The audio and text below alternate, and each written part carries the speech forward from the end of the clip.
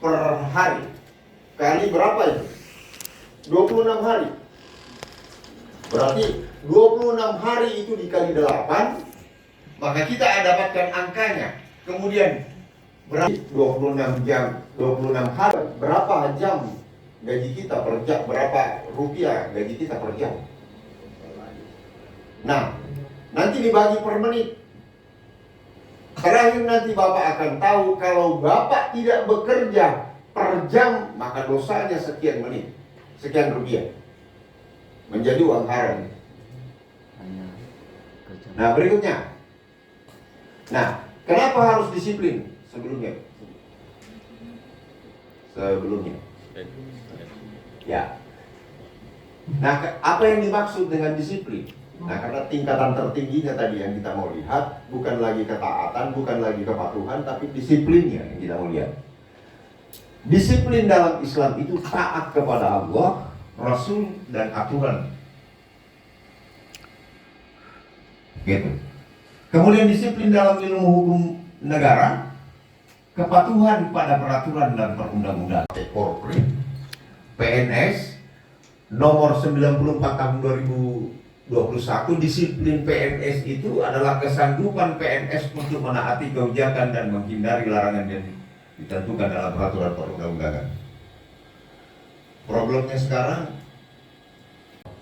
itu nanti Pak yang akan menjadi tuntutannya kita di akhirat kalau kita tidak melaksanakan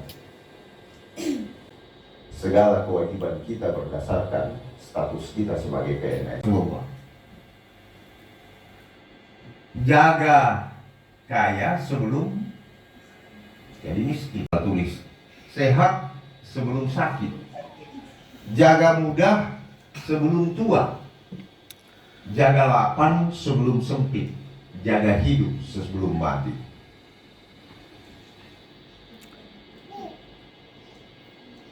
Bapak dan Ibu yang saya hormati, kalau kita hidup berarti ada konsekuensinya mati. Bagaimana nasib kita nanti di akhirat tergantung bagaimana saat kita hidup sekarang. Makanya Rasulullah katakan, jaga hidupmu sebelum mati. Nah, kalau kita di masa hidup kita selalu melakukan pelanggaran, maka pada saat kita mati kita akan dihajar oleh Allah. Padahal kita minta disayangi oleh Allah.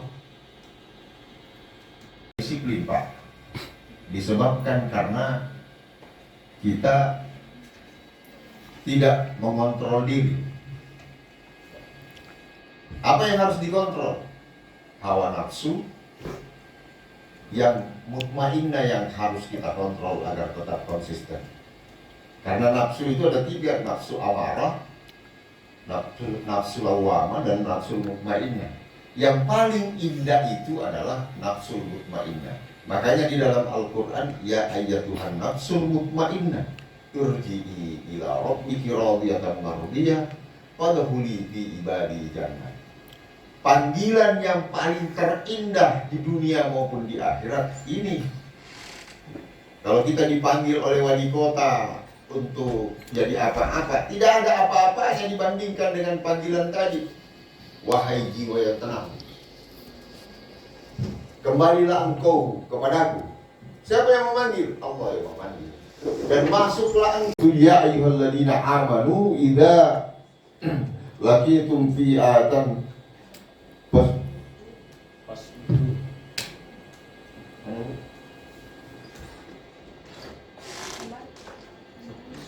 kembali ke surah Al-Anfal. Ya. Ya ayyuhalladzina amanu idza laqitum fi'atan fasbutu wazkurullaha katsiran la'allakum tuflihun. Jadi, hai orang-orang yang beriman, apabila kamu bertemu dengan satu golongan musuh, maka tetaplah teguh dan ingatlah Allah banyak-banyak agar kamu beruntung. Di dalam tafsir musuh yang disampaikan di sini banyak Pak, termasuk diantaranya setan. Setan itu bisa berwujud manusia, bisa juga berwujud makhluk halus. Contoh, Pak Haji mau sholat, ada orang yang katakan, nggak usah dulu pergi sholat Pak Haji. Nah, itu setan itu Pak. Tapi wujudnya manusia. Jadi sifatnya menjadi setan. Tapi kalau ada orang, Pak Haji pergi sholat, Pak Haji bilang, sebentar, mari. Sholat itu lebih bagus di awal. Nah, cuman para ulama berbeda pendapat. Ada yang katakan awal waktu itu hitungan menit. Ada juga yang ulama katakan waktu itu dibagi 3. Awal waktu, tengah waktu, akhir waktu. Contoh, sholat duhur awal waktu, misalnya ya, kalau kita hitung sederhananya, jam 12 duhur, jam 3 asar, berarti 3 jam. Berarti awal waktu itu kalau menurut pandangan pertama dari jam 12 sampai jam 1, itu awal waktu. Pertengahan waktu itu jam 1 sampai jam 2. Akhir waktu itu jam 2 sampai jam 3. Itu. Nah, dari mana dasarnya? Dikatakan bahwa sholatlah engkau di akhir waktu, di akhir malam. Ya ayyuhal muzammil qumillah. Bila akhir ayat itu, wahai orang yang berselimut, bangunlah engkau sepertiga malam terakhir. Nah, dasarnya itu tadi terbagi 3. Sepertiga malam pertama, sepertiga malam berikutnya, sepertiga malam terakhir. Jadi kalau di sepertiga itu dari jam 7, katakanlah Isya jam 7, subuh jam 5, berarti berapa jam itu dibagi 3. Nah, sepertiga itu awal waktu, sepertiga pertengahan waktu, sepertiga akhir waktu. Bagaimana kalau ada PNS datang sepertiga akhir waktu, baru masuk kantor? Berarti kan sepertiga gajinya yang halal, Pak. Jadi konsepnya, Bapak mau bertentangan dengan siapa, tidak suka dengan pemimpin, ingat, Bapak masuk kantor bukan karena pimpinan, tetapi karena Bapak ingin menghalalkan gajinya. Itu intinya.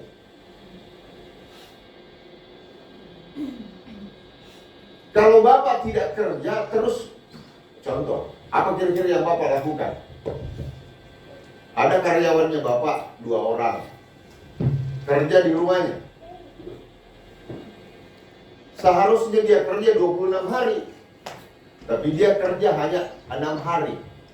Minta gaji full, gajinya 2 juta, kerjanya 26 hari, tapi ternyata dia hanya kerja 6 hari, tapi dia minta gaji 2 juta.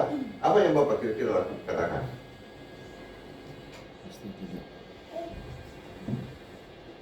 Kamu ini mau kerja 26 hari, kamu disuruh kerja hanya 6 hari kerja, minta gaji 26 hari. Coba kau bagi rata. Makanya perusahaan-perusahaan biasa menggaji orang berdasarkan jam kerja. Misalnya 50.000 per jam. Berapa jam kau kerja hari ini? 8. Berarti 400.000 kamu punya gaji. Itu saya melihatnya terutama perusahaan Jepang dengan Cina seperti itu model. Bapak digaji 100.000 per jam. Berapa jam Bapak kerja sekarang? 8 jam, berarti 800.000.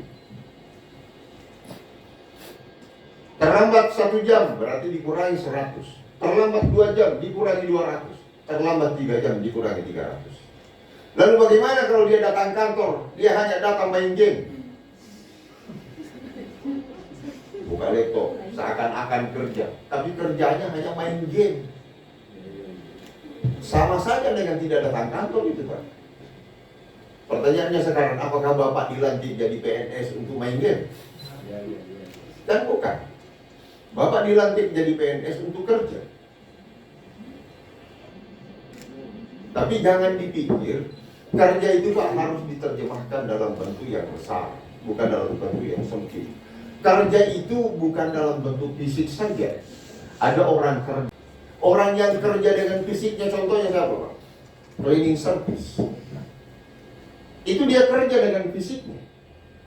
Orang yang kerja dengan dia punya keterampilan, misalnya kalau di sini yang memperbaiki, yang menjaga misalnya fasilitas yang ada di sini supaya tetap berfungsi, itu kerja dengan keterampilan.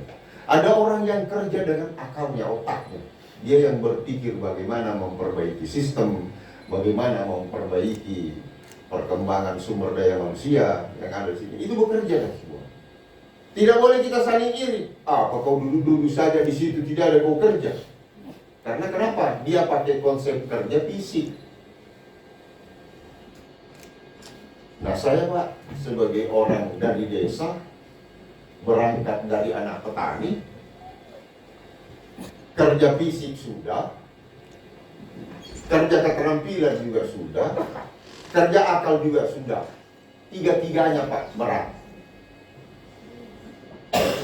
Ya, berikutnya. Nah, berikutnya. Nah, kemudian di ayat ini surah An-Nisa 103 itu apabila kamu telah selesai dari pekerjaan maka dirikanlah sholat. Sesungguhnya sholat itu adalah kewajiban yang telah ditetapkan waktumu bagi orang-orang yang beriman. Pertanyaannya Pak, dari mana kita memulai yang namanya disiplin? Yang pertama Pak, harus belajar. Kenapa? Oh, belum pulang waktu kantor. Suka-suka aja. Apakah kau tidak tahu bahwa itu melanggar? Mana saya tahu itu. Kau tidak ingat kau waktu kau disumpah jadi PNS? Saya ingat. Kenapa kau mau pulang? Ini kan waktu kantor. Terserah saya kalau saya mau pulang. Inilah orang yang sangat melakukan pelanggaran yang banyak. Satu, sudah disalahi, tidak mau dengar. Masuk tipe orang sombong. Satu. Padahal Allah sombong itu, kata Allah di dalam hadis qudsi, ana al-mutakabbir. Yang pantas sombong itu hanya saya, kata Allah. Yang lain tidak boleh. Termasuk di antaranya adalah orang sombong itu selalu mau dipuji-puji. Padahal sudah nyata di dalam Al-Fatihah, Alhamdulillahirabbil alamin. Segala puji-pujian itu milik Allah, tidak boleh milik manusia. Kenapa kau tidak puji-puji saya? Saya ini berprestasi. Nah, minta dipuji. Kalau ada orang begitu, ada salah seorang profesor di UHO. Dia marah sama saya di lapangan tenis. Semua orang memuji saya, termasuk jajaran pimpinan. Tadi tidak perlu saya beritahukan. Saya diberitahu, dia pimpinan tinggi di UHO. Di lapangan tenis, semua orang memuji saya, hanya kamu yang tidak. Yusuf, kenapa kau tidak puji saya? Saya jawab begini, Alhamdulillahirabbil alamin. Bapak pulang ke rumah, cari artinya itu. Sesudahnya itu dia nggak pernah lagi mau dipuji-puji. Tidakkah engkau ketahui bahwa segala pujian itu milik Allah? Lalu kenapa Anda mau dipuji-puji? Nah, kenapa kalau tidak dipuji? Khawatirnya keikhlasannya habis, amalnya habis. Ada orang kalau tidak dipanggil haji marah. Apa kau kira pergi haji itu 50 juta? Kau tidak panggil saya? 100 Pak. Jadi Bapak mau dipanggil haji karena itu? 100 ya? 100 lebih. 300. Padahal haji itu rukun terakhir. Jadi kalau Bapak habis sholat, Bapak mau dipanggil juga, lah sholat. Al-Haji. Marah kalau tidak. Nah gitu. Nah berikut.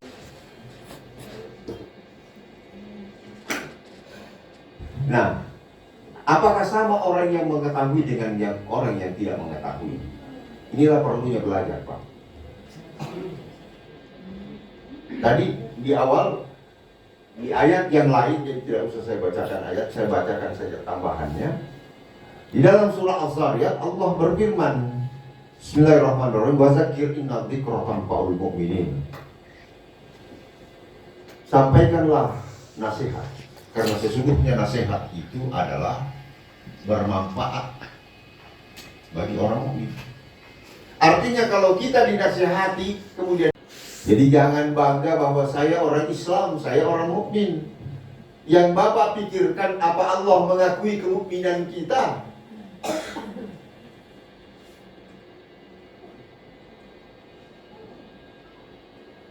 Yang harus kita pikirkan, Pak, apakah kejujuran kita diakui oleh Allah? Apakah kedisiplinan kita diakui oleh Allah? Kalau Allah mengakuinya, maka ganjarannya luar biasa. Jangan sampai hanya mengaku-mengaku. Bapak Islamnya, iya Islam tuh saya. Lah kenapa Bapak minum? Tidak apa-apa. Dari mana tidak apa-apa? Allah melarang kok.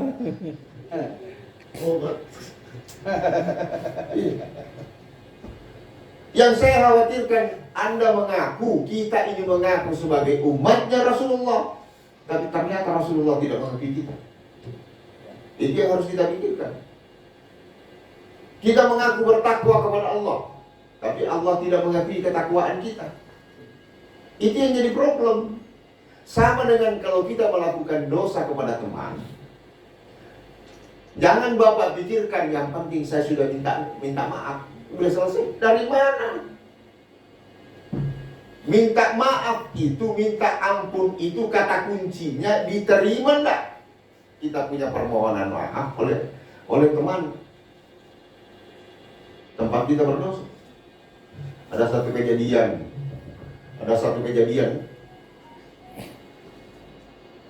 Apa kejadiannya? Ada salah seorang yang sangat soleh berjalan di tepi sungai. Kemudian dia lihat ada buah. Dalam riwayat ada yang katakan apel, ada juga yang katakan buah lain. Tapi intinya buah lah yang hanyut di sungai. Dalam keadaan sangat lapar, dia lompat ke sungai, mengambil dia punya buah. Kemudian buah tersebut dia gigit satu kali, dia telan. Gigitan kedua baru dia sadar, astagfirullah. Kenapa? Apakah yang punya buah ini ridho saya makan atau tidak? Menurut kita di sini Pak, kalau ada buah yang hanyut di sungai, halal nggak kita makan? Katakanlah di Sungai Wanggus itu ada pisang hanyut. Tiba-tiba kita lihat satu tandang pisangnya hanyut, sudah masak. Tiba-tiba di jembatan Teriping situ kita lihat, langsung lompat ambil, kemudian kita makan. Halal nggak? Ya, dihalalkan saja. Pertanyaannya, apakah pisang tersebut ada yang punya? Ada. Kalau pisang hanyut itu tidak ada yang punya. Kata siapa tidak ada yang punya? Ada yang punya, cuma hanyut. Itu pemahamannya orang soleh tadi. Tapi kalau orang toleh, mumpung boleh. Ya. Padahal buah itu ada yang punya. Kalaupun dia misalnya buahnya menjorot ke sungai kemudian jatuh, tetap yang punya pohon itu tadi. Nah sekarang orang soleh tadi menelusuri sungai. Didapatilah ini kalau kita disiplin mempertahankan yang halal. Didapatilah orang tua tersebut yang punya pohon yang sedang berbuah, yang menggelinding jatuh ke sungai. Wahai orang tua, Assalamualaikum warahmatullahi wabarakatuh. Dijawab oleh orang tua tadi, saya berdosa kepada engkau. Aku memakan buah kebunmu tanpa seizin dengan kamu, dan buah tersebut sudah masuk di dalam perut saya. Sudilah engkau memberikan saya kehalalan terhadap apa yang saya makan tadi. Kata orang tua itu tadi, Waalaikumsalam warahmatullahi wabarakatuh. Saya halalkan makanan itu dengan syarat kamu harus mengembalakan kambing saya, binatang ternak saya. Di dalam beberapa tafsiran ada yang bilang 3 tahun, ada yang bilang 7 tahun. Katakanlah 7 tahun. Dia mengembalakan kambingnya 7 tahun. Kenapa? Untuk mendapatkan kehalalan 1 suap. Lah bagaimana yang tiap hari makan 1 piring? Ini 1 gigitan ini yang mau dihalalkan. 7 tahun syaratnya. Ya kalau mau dapatkan halal harus dijalani. Jadi jangan coba-coba Pak melakukan pelanggaran terhadap teman sehingga berdosa. Gimana kalau Bapak dikatakan berdosa sama teman? Bapak boleh saya maafkan, tapi Bapak jadi pembantu di rumah saya selama 3 tahun. Kalau Bapak ingin dimaafkan, harus jalani 3 tahun. Jadi kata kuncinya bukan pada minta maafnya, tetapi dimaafkan atau tidak. Itu kata kuncinya di situ. Nah, makanya disiplin untuk tidak melakukan kejahatan seperti itu tadi, kecuali tadi itu dalam keadaan kelaparan, sangat kelaparan. Dia makan. Setelah menjalani Pak 37 tahun, apa yang terjadi kemudian? Ditanyakan, wahai orang tua, hari ini sudah berakhir 7 tahun, apakah engkau sudah menghalalkannya? Dia bilang, saya akan halalkan, tetapi masih ada syaratnya 1 lagi. Menikah. Nikahi anak saya. Menikah. Hanya anaknya itu Pak, buta, tuli, bisu. Ada orang yang menikah, anaknya tuli, buta, bisu.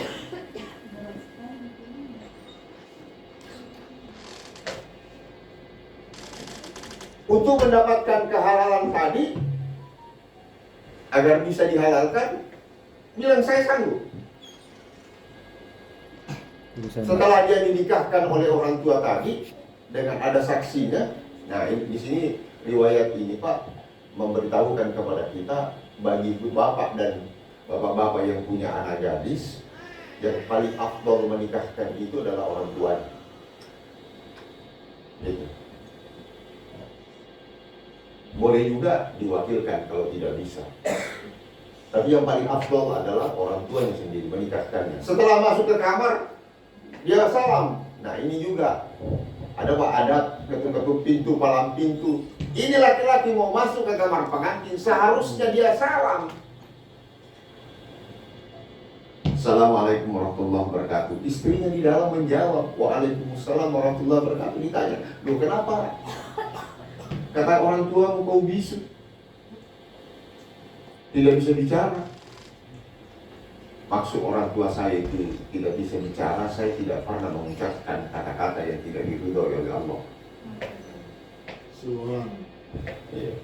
Apa yang dia tiap pagi dia akan mengaji. Bismillahirrahmanirrahim. Alif lam mim dzalikal kitabu la raiba fihi hudan lil muttaqin alladzina yu'minuna bil ghaibi wa yuqimuna as-salata wa mimma razaqnahum yunfiqun. Lanjut terus bacaannya. Jadi pagi-pagi yang kita dengarkan ngajinya. Ibu-ibu jangan ganggu istri saya. Saya rindu mobil. Dia bilang, kenapa? Saya bilang, saya sudah jadikan hiburan karena kau mau ngomel terus. Jadi biasa kalau dia pergi Pak, saya biasa main-main. Pengalaman pribadi. Saya biasa main-main sama istri saya. Mau cepat-cepat pulang. Dia bilang, kenapa? Saya sudah rindu ngomel. Kalau dulu di awal-awal kita menikah, saya bilang kalau kamu mau ngomel, Saya lari pulang, lari pergi. naik saya punya tensi. Saya bilang kalau sekarang kalau saya tidak dengarkan ngomelmu, turun tensiku. Supaya normal. Jadi memang Pak, perempuan itu memang diluruskan terbuat dari bahan bengkok, dibiarkan bengkok terus. Makanya memang rumusnya menghadapi perempuan Pak, sabar. Saya teringat ceritanya Umar bin Khattab ketika dia sementara diomeli oleh istrinya, kemudian ada sahabat datang mengajukan istrinya, wahai Amirul Mukminin, saya ingin melapor. Sementara dia melapor istrinya kemarin menghatap lagi mengomel. Langsung dia bilang tidak jadi mengamuk. Ternyata ini saja istrinya sementara diomeli. Rasulullah pun diomeli oleh istri. Apa jawaban Rasulullah kepada sahabatnya? Ibundamu lagi cemburu. Apalagi kalau cemburu, Pak, aduh, keluar semua itu mobil. Jadi nikmati saja. Kata Ustaz Dasar itu, kalau sudah pokoknya minum obat tidur. Seperti itu, Pak. Nah, jadi untuk mendapatkan yang namanya halal itu, Pak, maaf bukan kata kuncinya. Yang penting saya sudah minta maaf, terserah dia. Itu urusannya dia. Salah, Pak. Setelah keluar dari orang yang kita tempati berdosa, saya maafkan, baru selesai masalahnya. Itu. Nah, berikutnya. Nah, di dalam surah ini Allah memberitahukan kepada kita, laqad khalaqnal insana bi ahsani taqwim. Itu kita diciptakan dalam bentuk manusia yang terbaik. Inilah perlunya kita, inilah sehingga Allah menuntut kita untuk disiplin.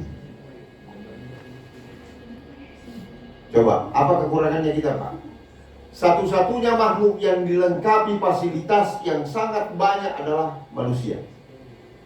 Contoh, dari semua bentuk, manusialah yang paling terbaik. Makanya fi ahsani taqwim, sebaik-baik bentuk. Yang kedua, diberikan akal. Akal itu ada di mana, Pak? Ada di sini semua. Tambahkan di sini ya. Kemudian berikutnya, diberikan otak. Ada di kepala. Berikutnya, diberi rasa. Rasa ada sama binatang. Tapi akal dan otak tidak diberikan kepada binatang. Apalagi berikutnya, Pak, diberikan kitab suci. Dan yang paling terakhir adalah diberikan contoh teladan. Laqad kana lakum fi Rasulillahi iswatun hasanah. Terdapat contoh yang sangat baik dalam diri. Diberikan akal yang bersemayam di hati. Yang berikutnya diberikan otak. Diberikan di antara kita Nabi dan Rasul. Itu semua yang diberikan kepada kita untuk kita melaksanakan kedisiplinan tadi, taat kepada Allah. Nah, berikutnya. Nah, hadis tentang disiplin waktu.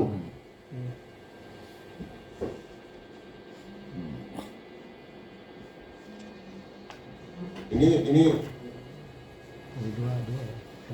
disiplin waktu itu adalah kata kunci yang sangat tinggi. Al-waktu kasih, waktu itu tiba-tiba hilang. Nah, nanti di akhirat, waktu kamu hidup itu kau manfaatkan untuk apa? Itu pertanyaan yang harus kita jawab. Problemnya, Pak, bukan mulut kita yang menjawabnya. Mulut ini terkunci. Yang akan menjawabnya semua saksinya. Apa saksinya, Pak? Tangan, kaki, badan kita yang akan bicara, kecuali mulut yang dikunci. Jadi kalau ada orang yang mau mengandalkan pote-potenya, tidak laku. Karena mulut ini dikunci. Proses perizinan perikanan tangkap. Untuk perpanjangan. Berikutnya, Untuk perpanjangan.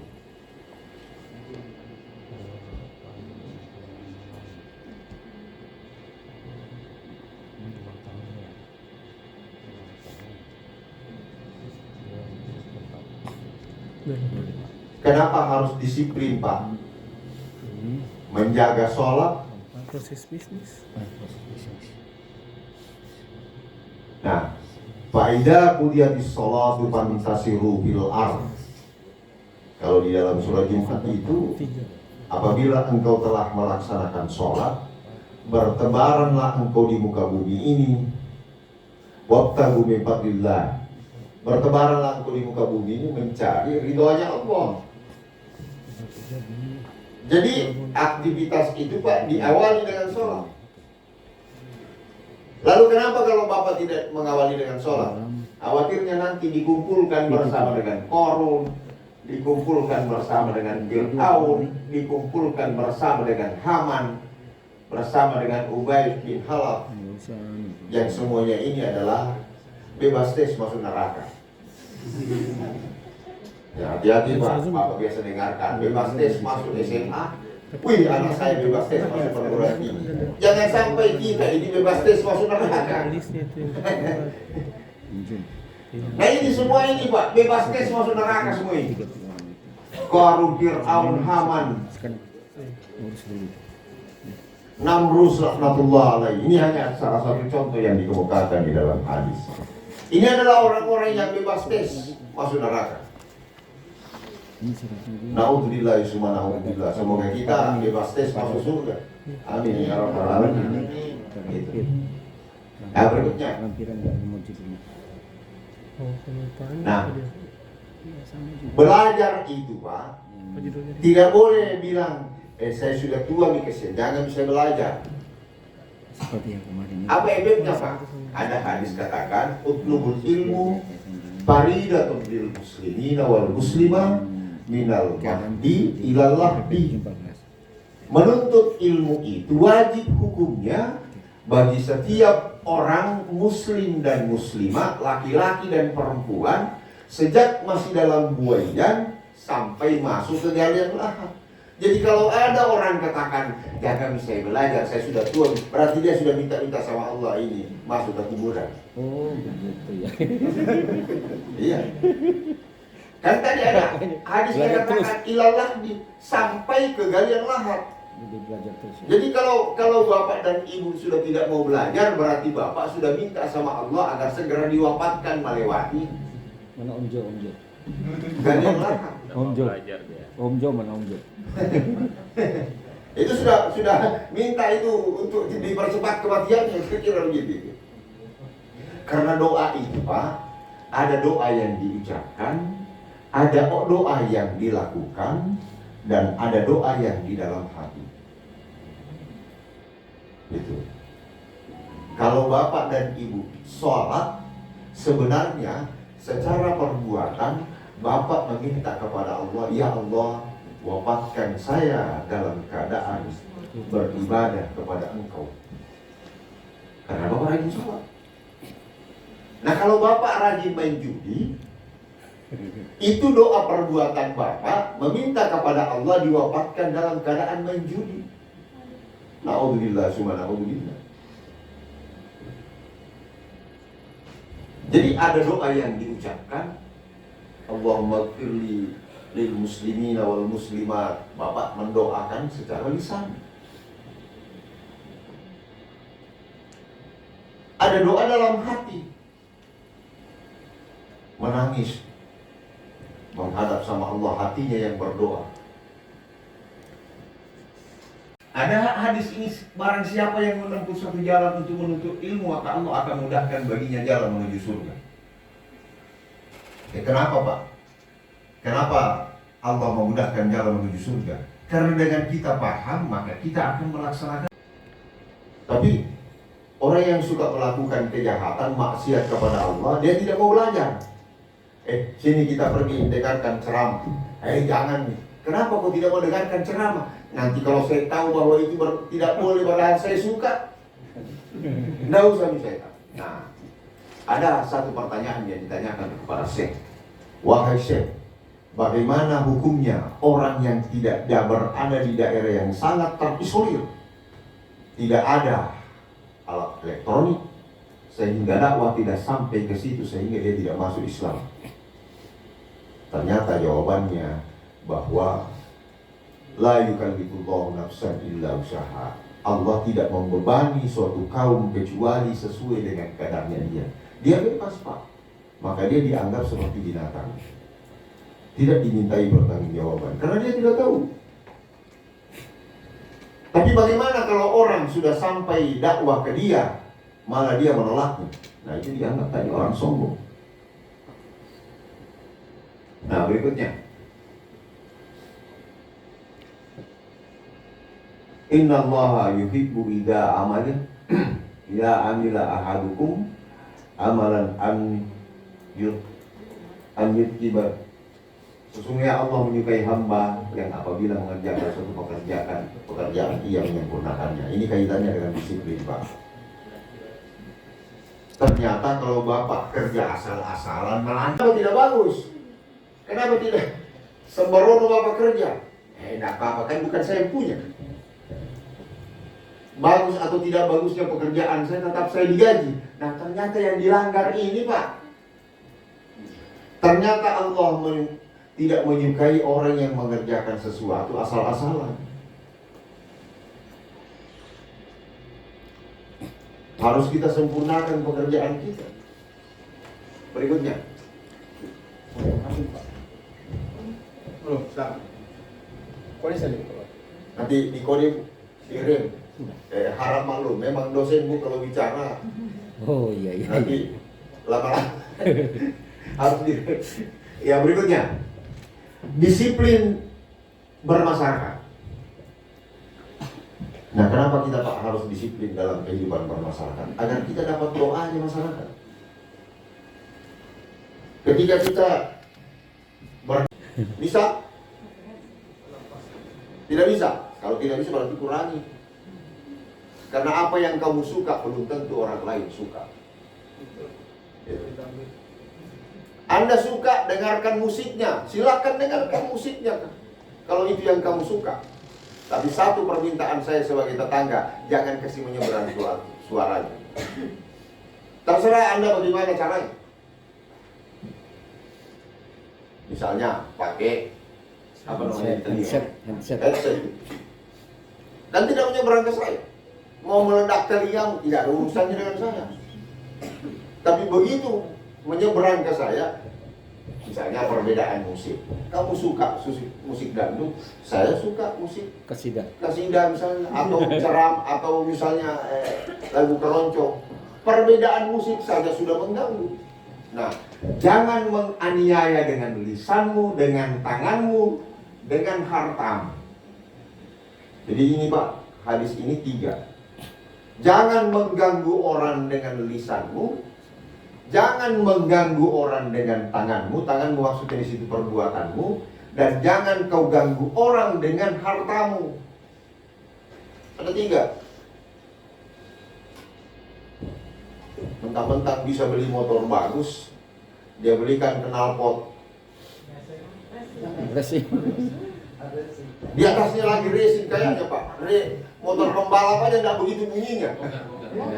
Ada. Nah, motor saya biasa bilang bukan bongkar tapi bongkar.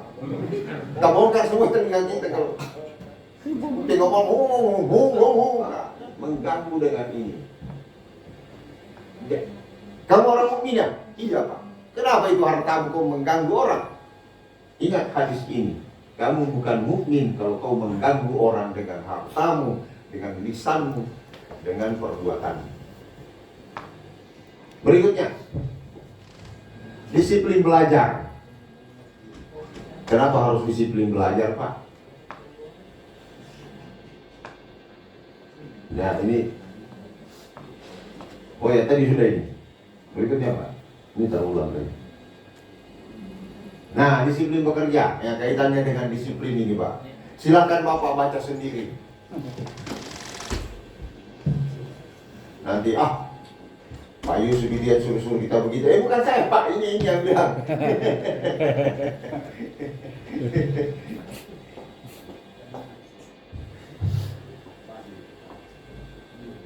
Nah, Pak, yang dibawa itu barang siapa yang diberi amanah lalu dia berkhianat, maka dia tidak akan masuk surga. Iya. Pak, pada saat Bapak jadi PNS, dilantik jadi PNS, disumpah enggak? Disumpah. Berarti ada amanah yang diterima. Sumpah itu adalah pemberitahuan amanah. Dan jangan macam-macam, Pak. Itu kata kuncinya, tidak akan Masuk surga. Masih masuk neraka. Itu Pak, hati-hati Pak. Jadi persoalan Pak jadi disiplin itu bukan persoalan remeh. Ternyata taruhannya adalah surga. Berikutnya.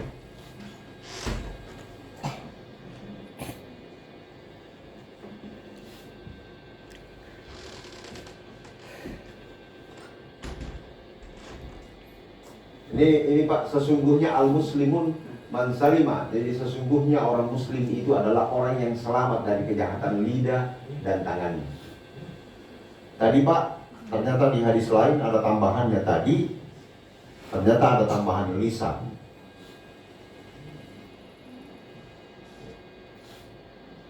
Saya pernah di masih dulu STQ. Di samping saya itu Pak tidak makan dan marah gara-gara protokol. Dia bilang protokolnya begini. Hadirin sekalian, tibalah saatnya pada acara yang kita nanti-nantikan, yaitu makan bersama. Ini di samping saya Pak. Kurang aja katanya ini di atas. Dia kira gara-gara saya makan, saya datang ke sini. Isi envelopku ini 5 kali saya makan di hotel berbintang. Masih ada sisa. Sabar Pak. Mungkin jadi MC ini maksudnya ingin suasananya hidup, ternyata ngomongnya menyinggung perasaan orang. Jadi yang jadi MC itu Pak, hati-hati. Hadirin sekalian, ini tiba saatnya karena ini sudah waktunya kita lapar. Mari kita sama-sama makan. Siapa bilang semua orang lapar? Belum tentu.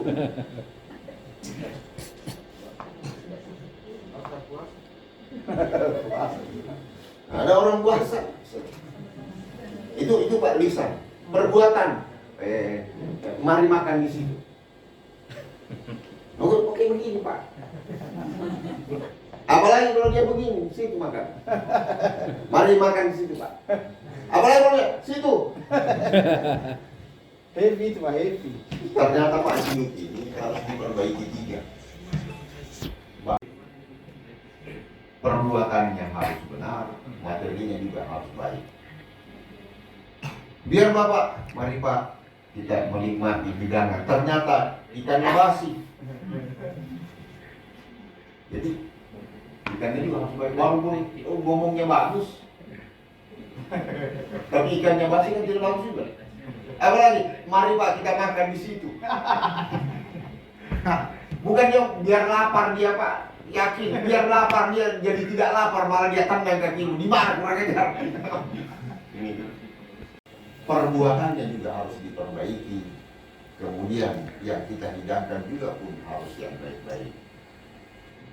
Karena ada orang katakan begini, biar ayam kau kasih makan di sini tuh, tapi lombok kau kasih makan di sini, saya tidak tinggal. Sebaliknya, biar garam kau kasih makan di sini, tapi ayam kau kasih makan di sini, maka saya akan tinggal. Dalam pengertian, biar apa adanya saja apa yang ada, kau kasih makan di mulut saya, tapi pendengaran saya sangat enak, maka saya akan tinggal. Itu Pak.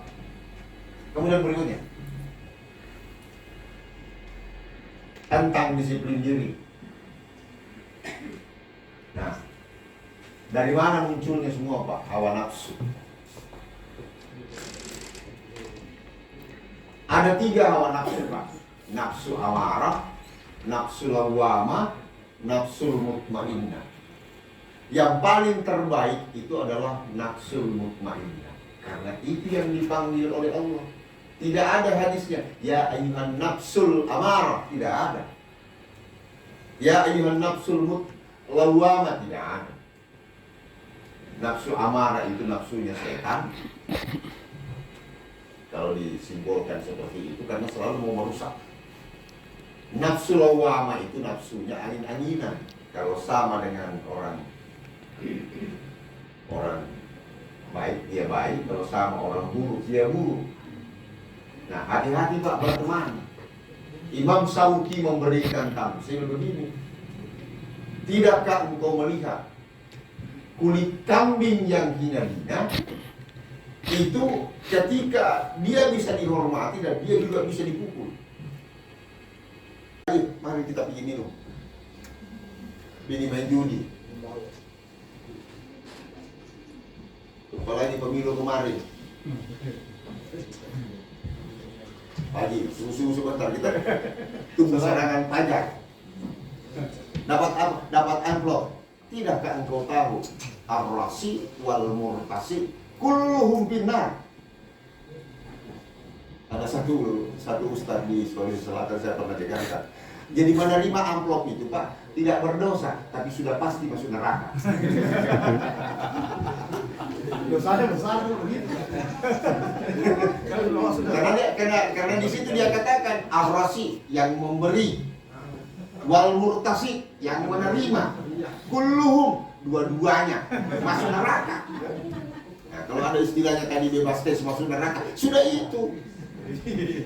Ar-rasi wal murtasi kulluhum finnar. Yang menyogok dan yang menerima sogokan, dua-duanya masuk neraka. Itu. Karena dua-duanya melanggar. Berikutnya Pak.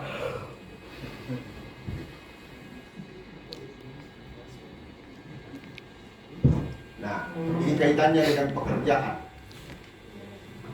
Ternyata yang menginspeksi kita itu Allah. Bekerjalah kamu, maka Allah akan melihat pekerjaan. Dan begitu juga Rasulullah dan orang-orang mukmin. Dan kamu akan dikembalikan kepada Allah mengetahui yang gaib dan yang nyata. Lalu diberitakan kepadamu apa yang telah kita kerjakan. Jadi dari hadis ini, dari ayat ini kita bisa melihat bahwa ternyata yang mengawasi kita itu Allah. Maka bekerjalah kita semaksimal mungkin. Bagaimana Pak kalau kita tidak maksimal, ada yang tidak bisa dilakukan karena di luar kemampuan kita? Kembali lagi, Allahumma inni qad ballagtu. Ya Allah, saya sudah kerjakan, saya sudah sampaikan semaksimal mungkin apa yang saya lakukan. Ada yang lainnya, saya kembalikan kepada Engkau ya Allah. Nah, oke, berikutnya. Habis. Oh, masih ada.